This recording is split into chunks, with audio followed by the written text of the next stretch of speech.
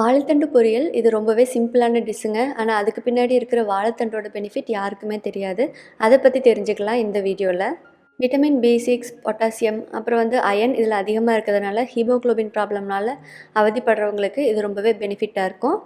அதோட சிறுநீரகத்தில நம்மளுக்கு ஏதாவது பாதிப்பு இருந்ததுன்னா, அத போக்குறதுக்காக வாழைத்தண்டு சூப் குடிப்பாங்க.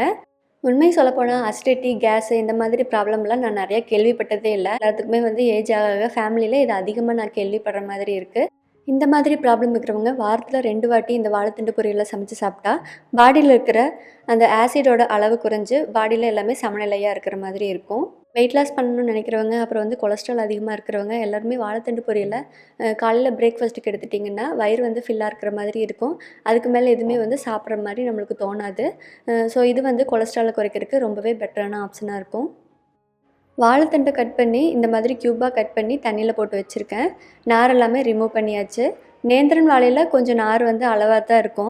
இதோட தண்ணி எல்லாத்தையும் ஃபில்டர் பண்ணிவிட்டு குக்கரில் சேர்த்திக்கலாம். வாழைத்தண்டு வேகிற அளவுக்கு தண்ணி குக்கரில் சேர்த்திக்கிறேங்க. அப்புறம் மஞ்சள் தூள் ஒரு 1/2 டீஸ்பூன் அளவுக்கு சேர்த்திக்கிறேன். தேவையான அளவுக்கு உப்பும் சேர்த்திட்டு இதை லைட்டாக ஒரு டாஸ் பண்ணிவிட்டு குக்கரில் மூடி வச்சிடலாம்.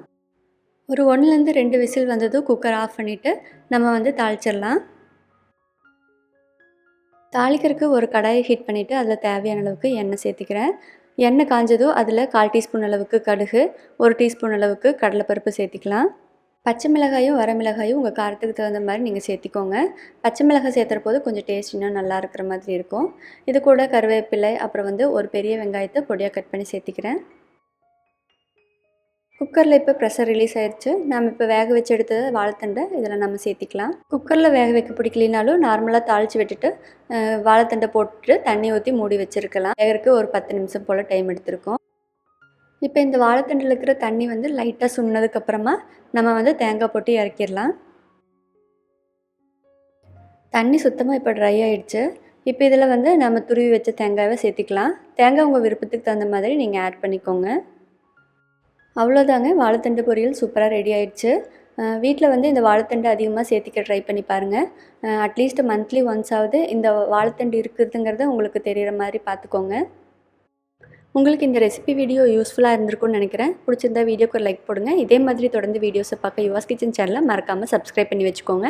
தேங்க்ஸ் ஃபார் வாட்சிங் Yuva's kitchen. Eat healthy and stay healthy.